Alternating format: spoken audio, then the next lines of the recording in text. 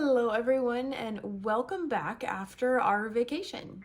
Sorry I didn't post last Tuesday. We tried and epically failed. So I just didn't even fight it anymore. I just went with the flow. So we are back now. We are back home. It's actually rainy and cold and I'm loving it. I missed it. So I'm going to recap last month and then explain Realm 2 to you. With every start, we are born again. Open your heart. Last month was keto, realm 1 of the 3 realms of keto, because why not? In keto, generally, the macros are 70% fat, 20 to 25% protein, and 5 to 10% carbs, just kind of depending on who you go with. That's the gist of keto.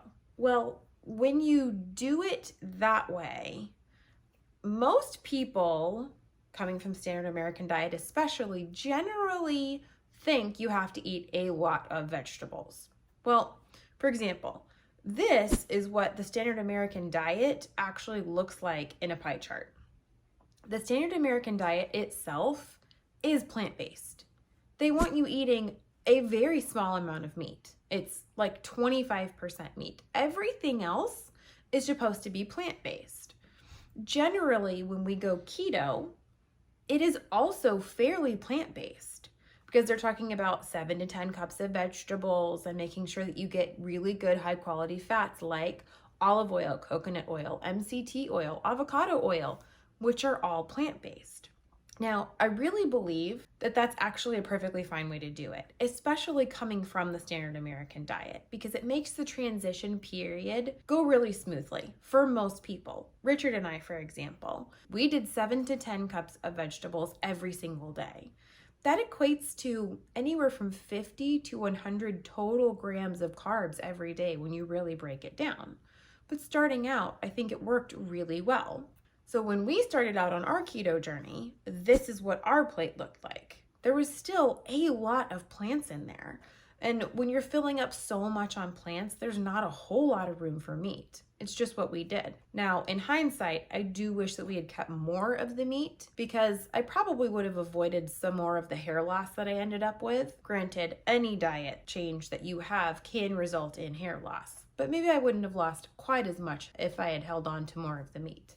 Regardless, when you're in a keto diet, generally you're eating 25 to 50% meat. Really, you start out closer to 25% meat, and then you slowly increase that amount to about 50% meat. At least that's what we did over 6 months. What else do you eat when you're keto? You also eat things like keto snacks, fat bombs, you're using keto products, things like that. Things that are already made for you, or you're making your own replacements for things like muffins and bread and things like that using plants, almond flour specifically. Now, I think that that's a wonderful way for most people to start. But a lot of people notice that after, say, 6 months, all of a sudden, there seems to be some issues. So that kind of takes me into the next topic. When should you alter your keto journey? When should you come away from keto and maybe look at something like Ketovore? There's a couple of mile markers that you're probably going to hit when you're on your keto journey that'll help you make that determination. The first one would be a stall. And this one's kind of hard to define because sometimes the scale stops moving, sometimes your waist stops moving, sometimes it's a good thing that it stops moving, but sometimes it means that there's something that you need to tweak. Sometimes other issues are going to arise. Like with Richard, he ended up getting kidney stones and had an awful lot of oxalate dumping because when you're eating 7 to 10 cups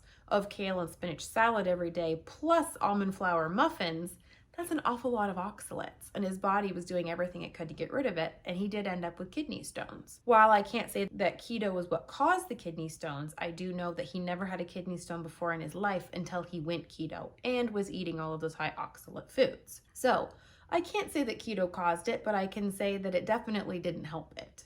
And the last reason that you may want to consider going away from keto and heading more towards Ketovore would be because you want to see more results. Sometimes you get really good results and then you wonder, could I get even better results? Can I take this to the next level? What else could I gain from tightening up my diet even more. So those are the 3 reasons that most people decide, hey, I want to look into this whole Ketovore thing, the next logical step. So what exactly is Ketovore? Well, let's say that in 6 months, you went from a typical keto plate of 75% of your plate is vegetables to about 50% of your plate is vegetables and the other 50% is meat. At least that's what we did, and it worked very well for us. Now, to take it to the next step, Ketovore, we're just going to keep taking that dial and we're going to keep moving it over so that pretty soon your plate could look something like this. We're getting less and less vegetables and more meat. Why would we want to do that? A lot of people don't realize that the plants that they're eating are actually causing inflammation, and some problems that they could be experiencing could be from those plants, particularly nuts and even the berries that you're consuming as well. While those things are technically keto, sometimes they have a lot of anti-nutrients in them that you may personally not be able to deal with and get rid of. For some people, it's not a problem. For others, it can be a problem. In Ketovore, we also want to use less of the keto products and less of the fat bombs, less of the keto treats. Why? Because most of those are made out of plants. The whole point of Ketovore is to decrease your plant intake in exchange for meat. Again, why would we want to do that? Because we are made out of protein and fat. In order for us to be able to repair, replenish, and replace all of the cells for even better, stronger, healthier cells, we need to give it the most excellent building materials possible, which is animal-sourced meat and fat. While the macros on keto focus on fat, and they kind of limit the amount of protein that you're going for, on Ketovore, we're going to change things up a little bit. What you actually want to do is focus now in your Ketovore journey on making sure that you hit your protein macro above all else. We aren't shooting for a certain fat macro anymore. Carbs, of course, are going to be as low as possible. The lower, the better. So for your protein intake, what you want to shoot for is 1 gram of protein per lean pound of body mass. Well, what does that look like? I'll give you an example. For me personally, I weigh 155 pounds. That does not mean that I eat 155 grams of protein, because that is my total body mass, not my lean body mass. For my lean body mass, when you use a calculator like Maria Emmerich has on her website, you plug in all of your measurements and your height and your weight. If you don't know your body fat percentage, which honestly you probably don't, so just plug in your measurements, then it will tell you exactly how much you need to eat. I am trying to shoot for 104 grams of protein every day because my lean body mass with my bones and my muscle is about 104 pounds. So that is the number that I'm going to shoot for. Some people worry about going over on their protein. The really cool thing about protein is that it has a thermic effect to the food. What does that mean? Well, that means that it actually takes a lot of energy to process, break down, and use that protein. So let's say I were to eat a steak and I ate 1,000 calories of protein, not including the fat that comes with it too. 1,000 calories of pure protein. What would that actually look like to my body? Well, it takes 25% of the calories that you consume in the protein itself just to be able to break it down and use it. So while I may have consumed 1,000 calories of protein, I'm actually only going to access 750 of it because I needed 250 just to break it down. That's what's really cool about protein, is that it ramps up your metabolism and it takes a lot of energy to use it. So if you go over your protein goal, absolutely not a problem. You're probably helping yourself more than you're hurting yourself. The other thing that we want to do when we are going ketovore is we want to start focusing on animal-based fats and not plant-based fats. How do you do that? Eat fatty cuts of meat, especially in the beginning. Because if you're coming from keto, you've been focusing on 70% fat and making sure that that is what you are getting. It's the perfect way for you to be able to switch over from the standard American diet, get through the adaptation period to where you start using fat as fuel. So now we're going to convert you from olive oil, coconut, avocado, MCT over to butter and tallow and lard and ghee. Why would we want to do this? While there may be a lot of vitamins, minerals, and nutrients in plants, most of the time our bodies can't even access them, especially if you're not a good converter. So when you eat plants, they aren't even in a form that you can use right away. Your body has to convert them over to a form that you can use. For a lot of people, that doesn't happen. So you end up just passing out everything that you've taken in. Whereas if you get your vitamins, minerals, and nutrients from animals and animal fats, it is in a form that your body can use immediately. No conversion necessary. So you're actually able to access and use all of the nutrients that you're taking in. And there is quite a bit in specifically beef. It's one of the healthiest foods on the planet. So I know I've shown you this chart before, but as you can see, beef is one of the most nutrient-dense foods on the planet. Again, beef liver, still the winner. So if you can stomach it, please do it. If you can't, just eat your beef. So now we've talked about keto and we've talked about Ketovore. I generally suggest starting your Ketovore journey when you're about 50% plants and 50% animals. Then you're going to want to take it to the next level.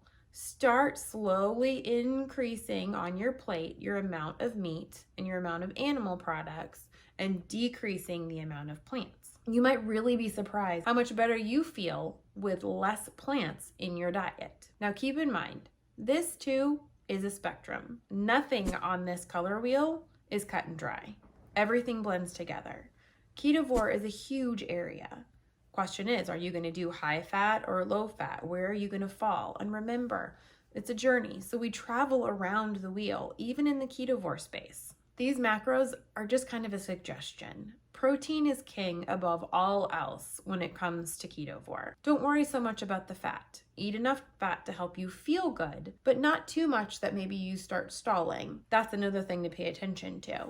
When you first start out and you're eating fatty cuts of meat, if you realize that you cannot hit your protein goal because you're getting too full on the fat, it's time to back off of the fat. Ketovore is also where it is wonderful to start doing all of those experiments that I've been talking about. You're really going to get a lot of good feedback from your body when you are less inflamed from all of the plants that you've been consuming. For example, Richard and I decided at the beginning of August that we were going to do a little experiment on ourselves. We decided that we were going to go beef only for 30 days. And see what happened, because we've heard a lot of really good things about it. Let me tell you, it didn't last for very long. After 2 days of beef only, his eyes were itching so much that he could barely see out of them. And I was covered head to toe in hives. Yeah, I have no idea what happened. I don't know if it's because it was a new cow that we just recently got. It was grass-fed, grass-finished, no hormones, no antibiotics, processed cleanly, at a different facility than we usually use, but I have no idea why that would have happened. Now, I also had a suspicious bug bite at the same time, but he didn't. So we really have no idea what happened. Needless to say, we both stopped the experiment. I went back to Ketovore, where I'm pretty happy to just stay. He still feels better, mostly carnivore. There's really not a lot of sauces or vegetables, period, that he can handle that don't make him feel terrible. So when you come into this realm of Ketovore is when you really get to start these N=1 experiments. And let me tell you, they can be a lot of fun and very eye-opening. Hopefully this helps explain Ketovore and break it down a little bit, so you can see how changing what's on your plate can help you get over stalls, help heal some more health issues, and get things moving again, or get even better results than you're already receiving. If you have any questions or comments, leave them down below for me, and I will do my very best to answer them for you. If this information has been helpful to you, please do all of the things, and I will see you on Tuesday with a Ketovore recipe.